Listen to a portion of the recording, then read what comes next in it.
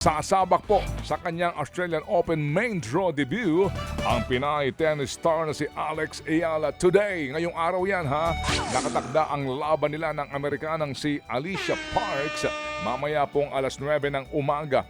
Ito ang unang Grand Slam ngayong pong taon.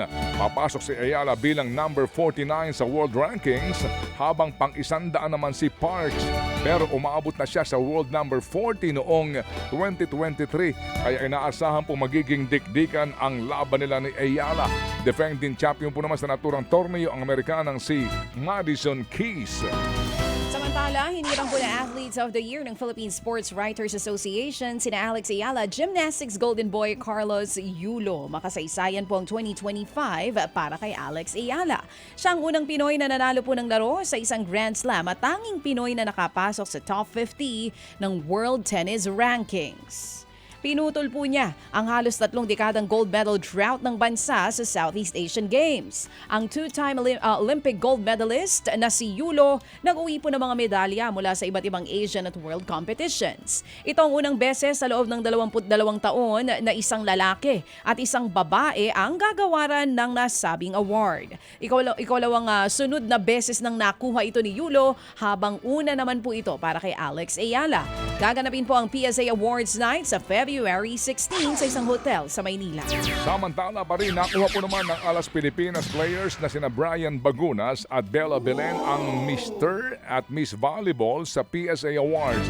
Ito ang ikalawang beses po na ibibigay ito kay Bagunas habang una po naman para kay Belen. Pinangunahan po ni Bagunas ang kampanya ng Alas Men sa unang sabak nito sa FIVB Men's World Championship na kung saan po naman isinagawa sa bansa noong pong isang taon. Tinulungan niya rin po ang pambansang koponang makuha ang bronze sa Thailand Southeast Asian Games. Si Belen po naman ay dinala ang ikalawang sunod na UAAP title at ikatlong MVP bilang miyembro po ng NU Lady Bulldogs. Bago po na-draft bilang first overall pick ng Capital One Solar Spikers sa PBL, isa rin po si Belen sa mga inaasahang spikers ng Alas Women. Magsasanib puwersa naman ng Philippine National Volleyball Federation o PNVF at PVL para po mapalakas ang Alas Women. Inanunsyo ng PNVF ang planong pagdaraos ng Joint Invitational Tryout para sa Women's National Team.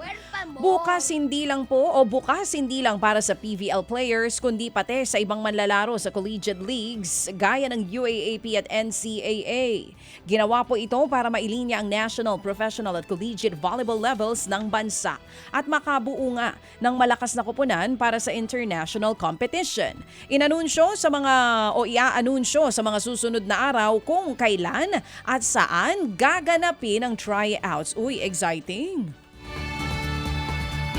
Samantala po naman, iniuwi po ng Pinoy na si Arvin Tolentino ang MVP sa Korean Basketball League All-Star Game noong po nagdaang weekend.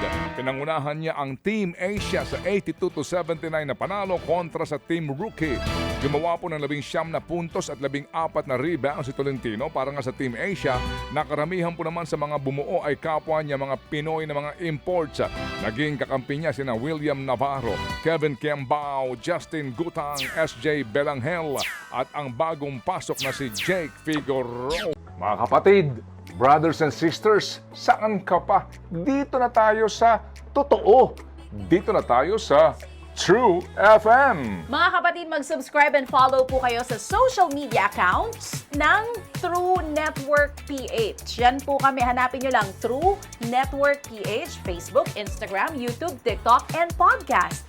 Mapa Apple or Spotify man yan, mahahanap nyo kami. Lahat ng mga napapanood at napapakinggan nyo po sa programa, nasa social media accounts namin yan. So, paano mga kapatid? See you sa social media!